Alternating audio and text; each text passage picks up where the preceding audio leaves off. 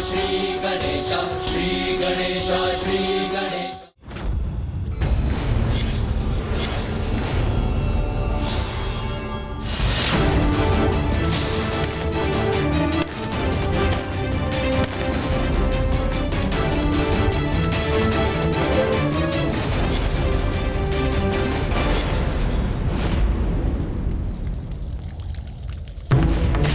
मुझे ज्ञात है ज्ञानारी को कैसे पराजित करना है। मुझे तत्काल बताओ अनुज।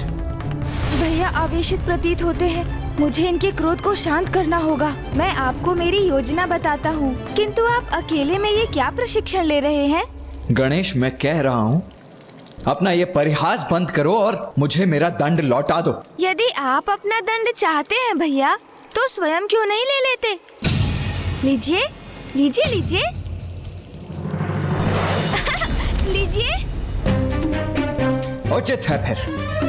यदि तुम ये क्रीड़ा करना ही चाहते हो तो मैं भी तैयार हूं, किंतु यदि आहत हो गए तो मुझे दोष मत देना। क्या भैया, आप बातें बहुत करते हैं, दंड तो लेकर दिखाइए। अच्छा, तो अब पकड़ कर ही दिखाता हूं।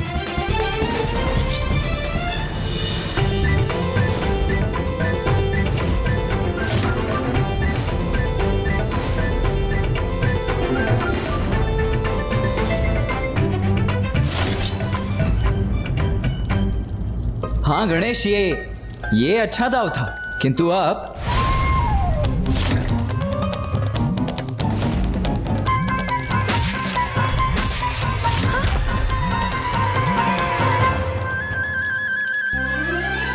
उत्तम, अति उत्तम गणेश। गणेश, मैं तुम्हारे दंड के कौशल से अत्यंत प्रभावित हुआ। तुम में गति है, चपलता भी। तुम इतनी दक्षता से गतिशील होते हो जैसे मानो तुम्हारे लिए कितना सरल है। किंतु गणेश, अगली बार बस इतना ध्यान रखना कि दंड को ऐसे नहीं, ऐसे पकड़ना, ताकि तुम्हारा प्रतिद्वंदी उस पर अपनी पकड़ ना बना सके। समझ गया भैया, समझ गया।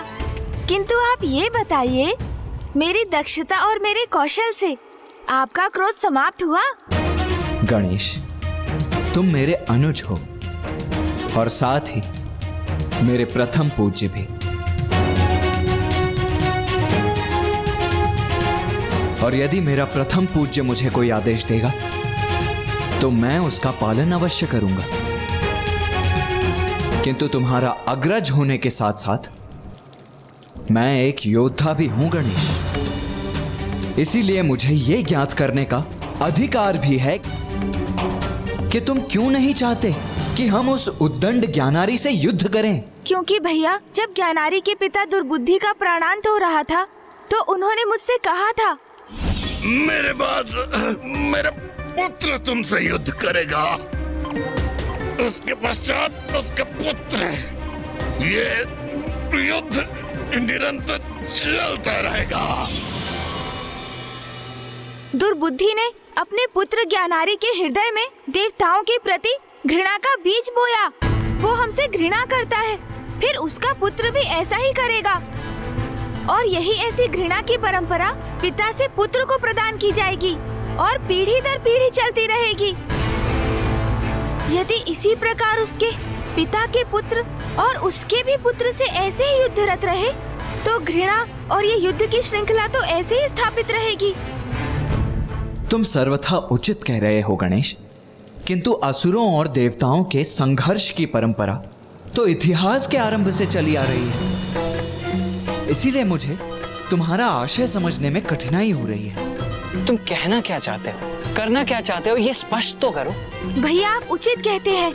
अनेक सदियों से असुरों ने देवताओं के प्रति द्वेष का ही भाव रखा है, किंतु इस परंपरा में मूल परिवर्तन लाने का, असुरों को ये समझाने का कि देवता उनके शत्रु नहीं, इसका अवसर है हमारे पास। हम उनकी घृणा को स्नेह में परिवर्तित कर सकते हैं भैया, और इसका आरंभ हम ज्ञानारी के अल्पायु पुत्र सुबोध से कर सकते हैं।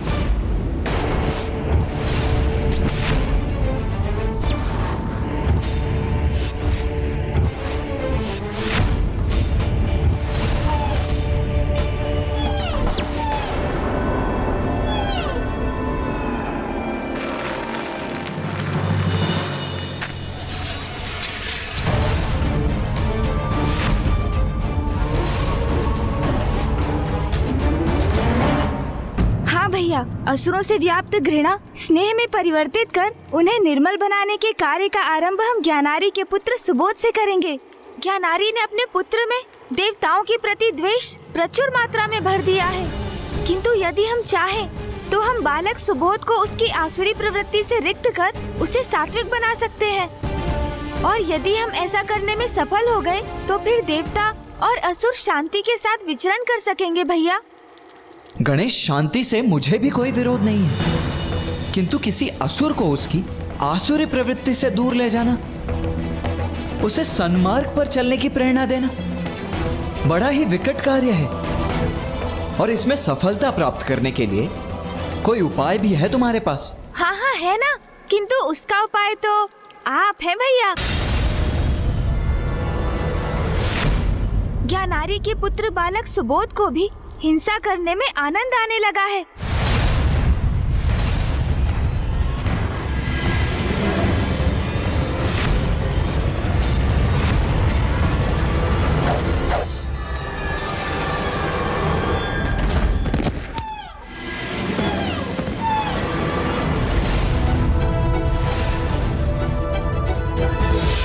किंतु भैया, ज्ञानारी पुत्र असुर बालक सुबोध में अभी भी बाल्य सुलभ सरलता है, जिसे जिस दिशा में ढाला जाए वो ढलता चला जाएगा।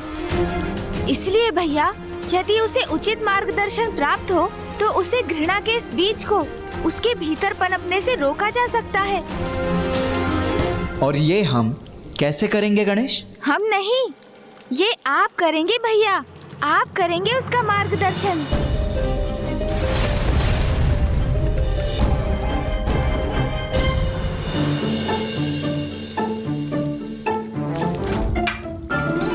मैंने तुम्हें रुकने की अनुमति दी क्या? मुझे पाठ सिखाने चले थे असुर युवराज सुबोध को। ये बनेंगे वो भी मेरे गुरु। भैया, आप एक उत्कृष्ट गुरु हैं। आप कितने धैर्यवान हैं। अभी कुछ ही समय पूर्व हम आपस में ही उलझ रहे थे, किंतु मुझसे क्रोधित अथवा मेरे साथ स्पर्धा में बहने के स्थान पर आप मेरा ही मार्गदर्शन कर मुझे विजय की युक्ति समझा रहे थे। हाँ गणेश, ये अच्छा दाव था। इसी प्रकार आप सुबोध को ज्ञान देंगे भैया, उसे ईश्वर का परिचय देंगे, उसे आदिशक्ति, महादेव, ब्रह्मदेव एवं श्री हरि नारायण सबकी महिमा का बोध कराएंगे। गणेश, तुम चाहते हो कि मैं बालक सुबोध को शिक्षा प्रदान करूं, किंतु उसके लिए तो मुझे उसके साथ समय व्यतीत करना होगा ना। और ये संभव कैसे होगा? वो एक असुर राजकुमार है। उसकी माता अपने पुत्र को किसी के साथ ऐसे कहां छोड़ेगी? अब युक्ति का विचार तो आप ही कीजिए भैया, मैं तो चला भोजन करने।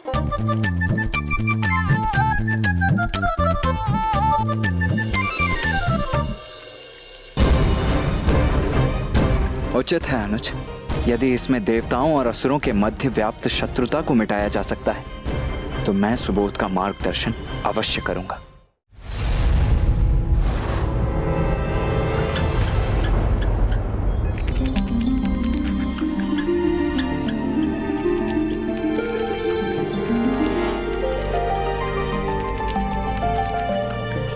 ये गिलारी यहाँ शांति से बैठ के अपना भोजन कर रही है, ये तो अनुचित है।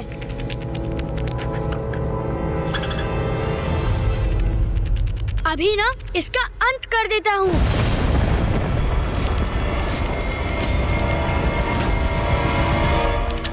अरे रुको, कहाँ भाग रही हो? रुको, अरे रुको तो, कहाँ भाग रही हो? अरे अभी तुम्हें पकड़कर तुम्हारे रक्त बहाने का आनंद लूंगा। रुको।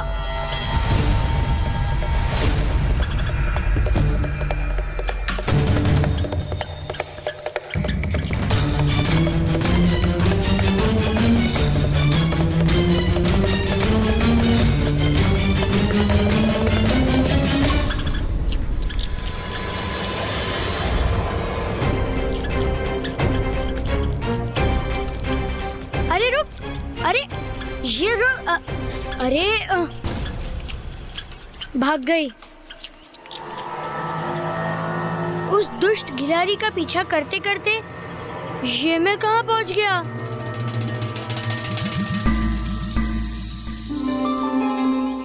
ये वन कितना घना है, मुझे तो बहुत भय लग रहा है। मुझे लौटना चाहिए, किंतु किस दिशा में जाऊं?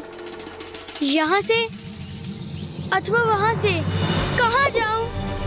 कैसे जाऊं? किस दिशा में लौटूं?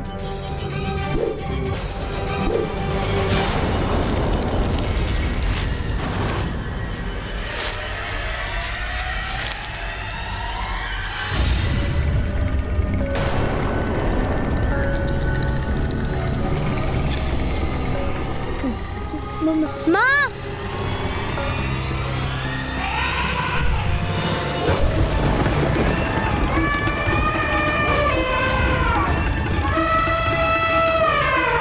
ये महाकाय वंचक, इसका सामना मैं कैसे करूंगा?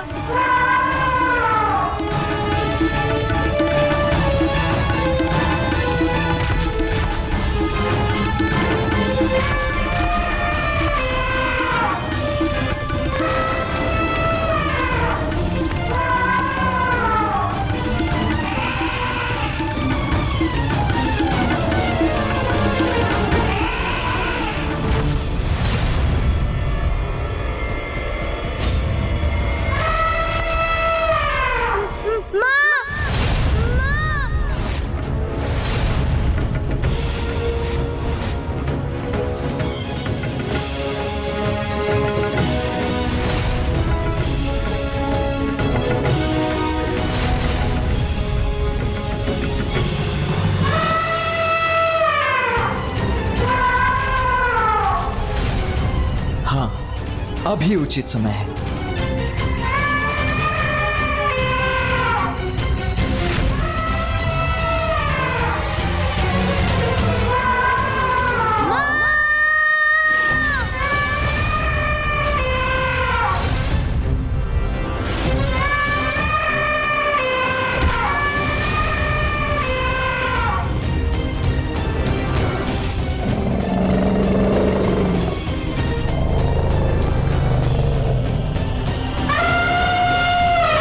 इतना बल, वो भी एक साधारण गज में। ओह, तो ये तुम हो। अति उत्तम युक्ति है गणेश। भैया,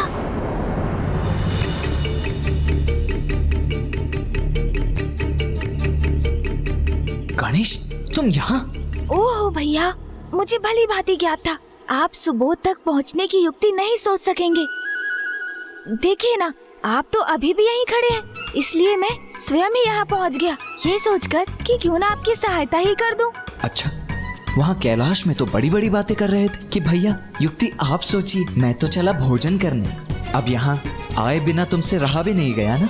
क्या करूं भैया, अत्यंत उदार और कोमल हृदय है जो मेरा, इसीलिए आपकी कठिनाई को सरल बनाने चला आया। अच्छा, आप सचेत रहिए और आगे देखिए। क्यों?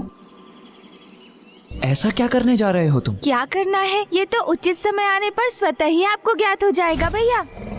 बड़ी शक्ति आ गई है ना तुम में। हाँ, माँ के हाथों के बने मोदक जो खाकर आए हो, है ना? किंतु तब भी मैं तुम्हारा अग्रज ही हूँ।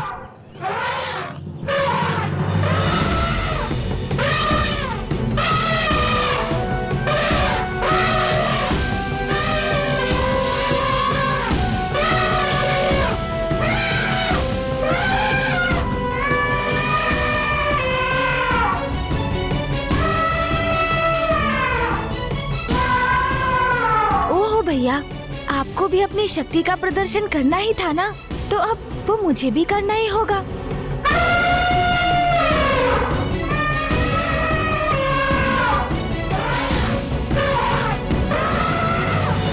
पुत्र सुबोध, आप सुरक्षित तो है ना?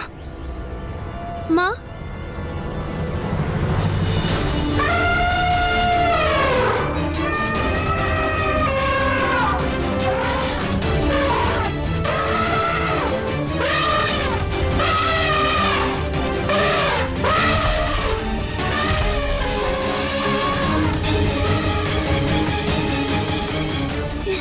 को शांत कर दिया इन्होंने। गणेश, अब इस क्रीड़ा का अंत भी कर देते हैं। हाँ भैया।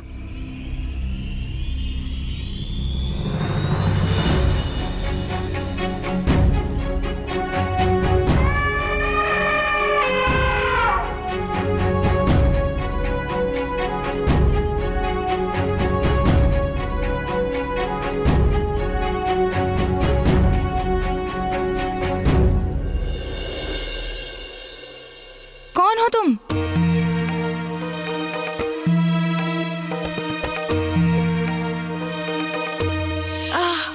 भैया ने कितना परिश्रम करा दिया मुझे कैलाश शीघ्र पहुंचकर अपना उदर पुनः भरना होगा। मैंने पूछा कौन हो तुम?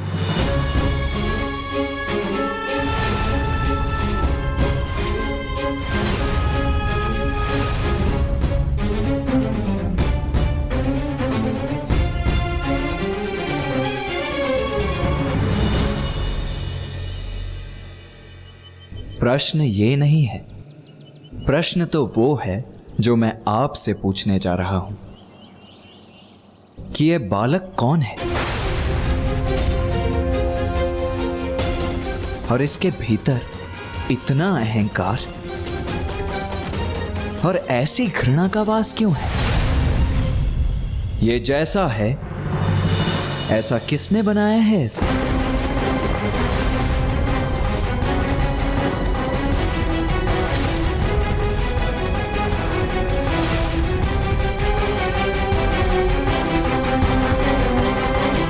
ऋषिवर, मैं असुर महारानी दकिनी हूं और ये मेरा पुत्र असुर महाराज ज्ञानारी का पुत्र है।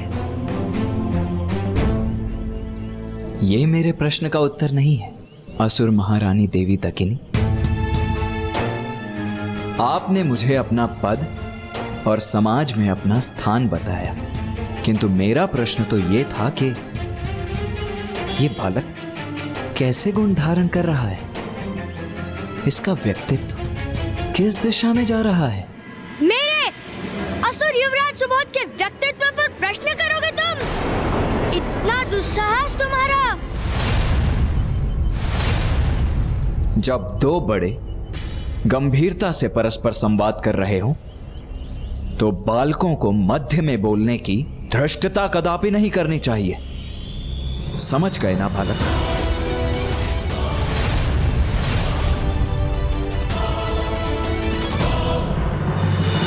आश्चर्य, किसी ने प्रथम बार अपने कथनों से मेरे उद्दंड बालक को प्रभावित कर उसे शांत किया है। कौन है ये ऋषि?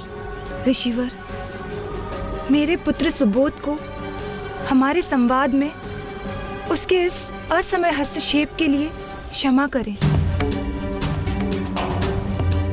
आपने उचित समय पर इसकी रक्षा की, जिसके लिए मैं सदा आपकी आभारी रहूंगी। आप मुझे अपना परिचय देने की कृपा कीजिए ऋषिवर। बताइए मुझे, कौन है आप?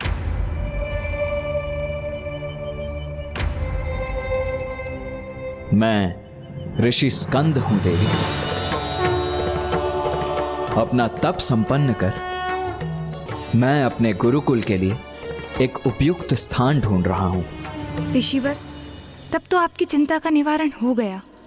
आप अपना गुरुकुल यहीं स्थापित कर लीजिए। इसी प्रकार मेरे पुत्र सुबोध को आपसे शिक्षा प्राप्त करने का सौभाग्य भी प्राप्त होगा। माँ, पूर्व में ही मेरे दो गुरु हैं, तो मुझे किसी अन्य गुरु की क्या आवश्यकता? और वैसे भी ऐसा क्या है जो कोई गुरु मुझे सिखा सकता है? मुझे तो सब ज्ञात है। बालक सुबोध, यदि तुमने अपने गुरुओं के सिखाए पाठ को आत्मसात किया होता तो तुम्हें अवश्य ज्ञात होता कि कोई शिष्य अपने गुरु का चुनाव नहीं करता, अपितु यह तो शिष्य का सौभाग्य होता है कि उसका उचित गुरु उसको शिष्य के रूप में स्वीकार करता है।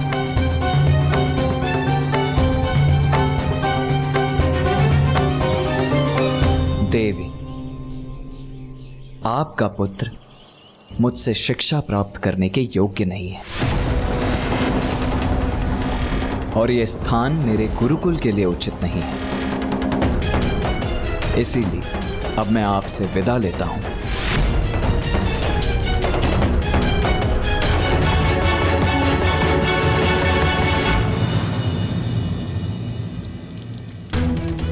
संपूर्ण देव और असुरों का भविष्य अब आपके ही हाथ में है भैया।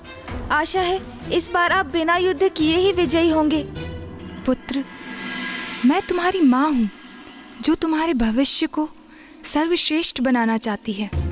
अपने लिए नहीं, अपनी माँ के लिए अपने अहंकार का परित्याग कर दो और सम्मान सहित ऋषिवर को रोक लो। आवश्यकता तो नहीं, किंतु माँ मुझसे निवेदन कर रही है तो रोक लेता हूँ इन्हें। ऋषिवर,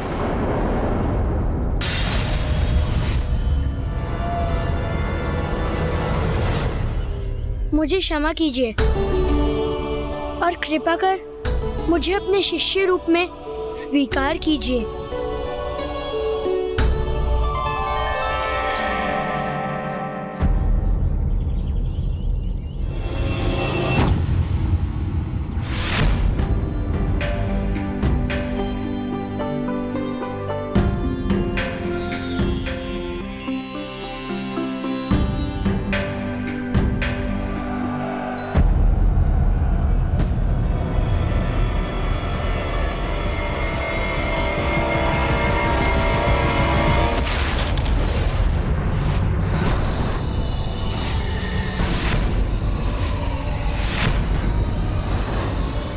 ज्ञानहारी, तुम यहाँ क्यों आए हो?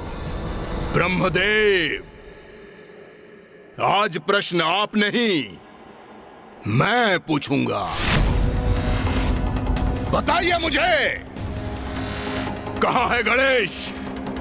कहां छिपा है वो? ये तो बड़ी उत्तम बात है ज्ञानहारी। तुम्हारा गणेश को ढूंढना तो सर्वथा उचित है।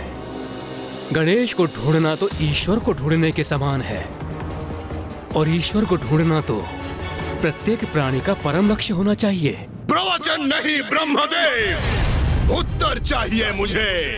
मैं किसी ईश्वर को ढूंढने नहीं निकला हूं, गणेश चाहिए मुझे। बताइए, कहां स्थित है वो? आइए आइए ऋषिवर, गुरुकुल में आपका स्वागत है। ऋषि स्कंद, अब से आपको यहीं इसी गुरुकुल में स्थित रहना है। देवी, मुझे वन में ज्ञात हुआ था कि बालक सुबोध के 2 गुरु पूर्व से ही हैं। उन दोनों का तो कार्य यहाँ से समाप्त हो गया नवीन गुरुदेव। अब तक तो वो लोग अपनी पोटली बांधकर यहाँ से प्रस्थान भी कर गए होंगे।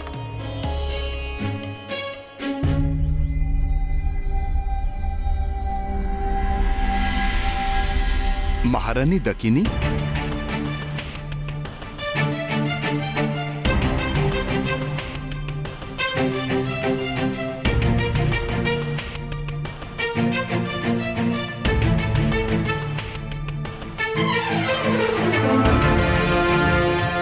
प्रणाम ऋषिवर।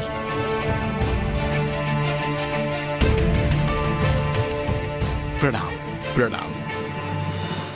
ऋषि हरित, ऋषि अद्वैत, ये है ऋषि स्कंद, जिन्होंने सुबोध को शिक्षा देने का मेरा निवेदन स्वीकार किया है।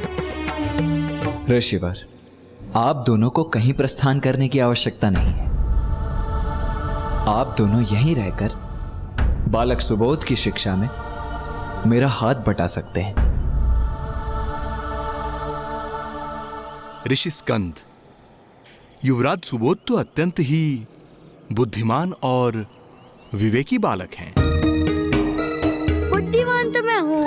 2 गुरुओं को एक साथ यहाँ से प्रस्थान करने पर विवश जो कर रहा हूँ। किंतु कदाचित हम ही उन्हें शिक्षा देने में अक्षम हैं। ऐसे किसी व्यक्ति ने इस धरा पर जन्म ही नहीं लिया जो युवराज सुबोध का गुरु बन सके। जैसे मैं इन गुरुओं को यहाँ से भगा रहा हूँ, शीघ्र ही ये नवीन गुरु भी भागते दिखाई देंगे।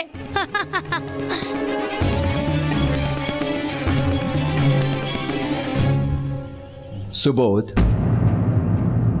ऋषि हरित और ऋषि अद्वैत के चरण स्पर्श कर उनसे आशीष प्राप्त करो। मैं चरण स्पर्श करूं इनका?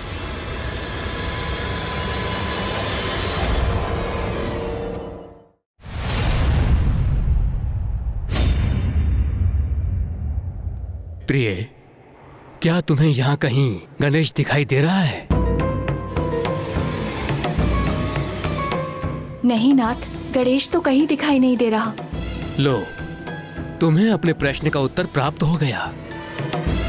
गणेश तो यहाँ ब्रह्मलोक में कहीं नहीं है। बस! मुझे मूर्ख समझा है क्या?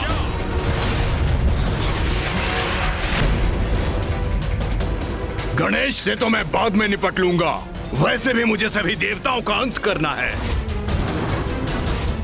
तो क्यों न मैं आप दोनों से ही आरंभ करूं? क्यों न मैं आप दोनों से ही आरंभ करूं? क्यों न मैं आप दोनों से ही आरंभ करूं?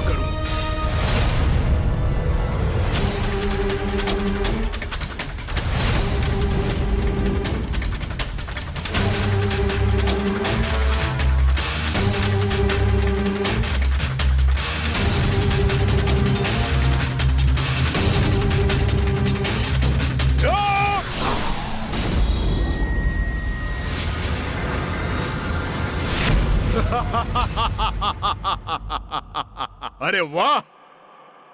इतना भीषण आतंक है मेरा कि सभी भयाक्रांत हो रहे हैं मुझसे।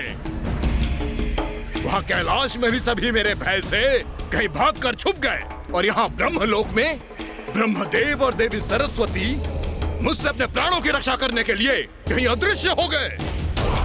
कितने भीरू हैं ये देवता, मुझे देखकर भागकर छिप रहे हैं।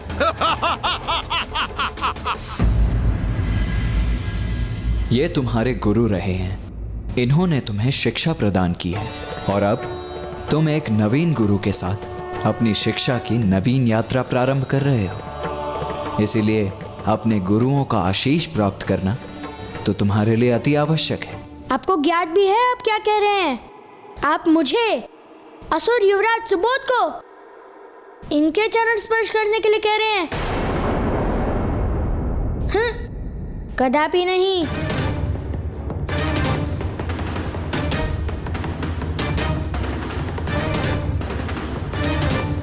पुत्र, मुझे आशा है तुम वही करोगे जो उचित है। कदाचित माँ मेरे इस व्यवहार से असंतुष्ट प्रतीत हो रही है, किंतु एक साधारण से ब्राह्मण के चरण मैं असुर युवराज होकर भला कैसे स्पर्श कर सकता हूँ?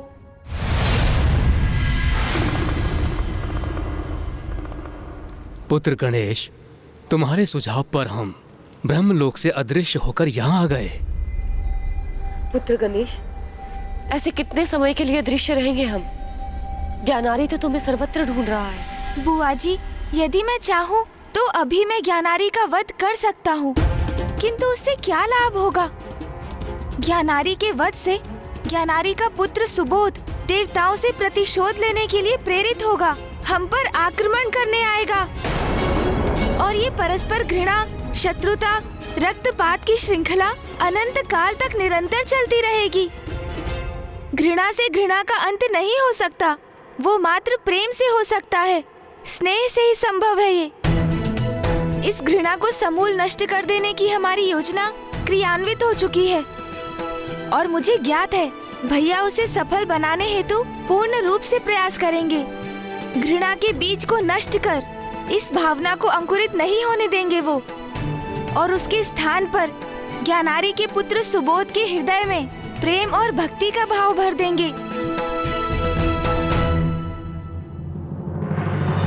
गुरुर्गुणवरो गोप्ता गोचरो गोपति प्रियः गुणी गुणवतां श्रेष्ठो गुरूणां गुरुरव्ययः जेता जयन्तो जयदो जीवो नन्तो जयावहः आंगीरसोध्वरासक्तो विविक्तोध्वरकृत्परः ये मैं क्या करने जा रहा हूँ? विचक्षणः चित्तशुद्धिकर श्रीमान् चैत्रश्चित्रशिखण्डियः बृहद्रथो बृहद्भानुर्बृहस्पतिरभीष्टदः सुराचार्यस्सुराराध्यः सुरकार्यहितं करः। आयुष्मान भव पुत्र।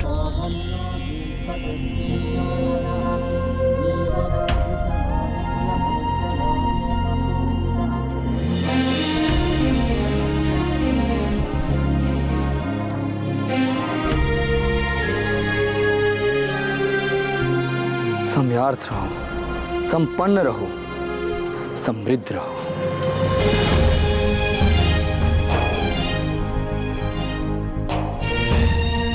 ये अचानक कैसे विचित्र सुख का आभास हुआ मुझे। इन गुरुओं के शब्दों ने जैसे मेरे हृदय को शांत कर दिया।